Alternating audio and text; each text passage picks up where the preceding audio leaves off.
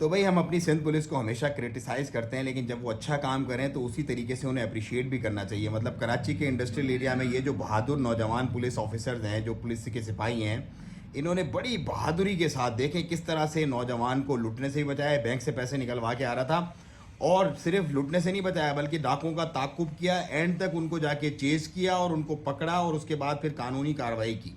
तो ये जो जज्बा है, ये जो जज्बा ह्यूमैनिटी जो है, इसमें इससे हम अप्रिशिएट करते हैं अपनी सिंध पुलिस को भी और पंजाब पुलिस और जितने भी जो है वो सूबों की पुलिस इस तरह से दिल जमी के साथ काम कर रही है। इन्हें ज़्यादा से ज़्यादा अप्रिशिएट करना चाहिए ताकि इनके अंदर ये जज्बा मजबूत बढ़े और ये इसी तरह जानो माल की हिफाजत करें शहरियों की, क्योंकि इनका काम यही है। तो ये जो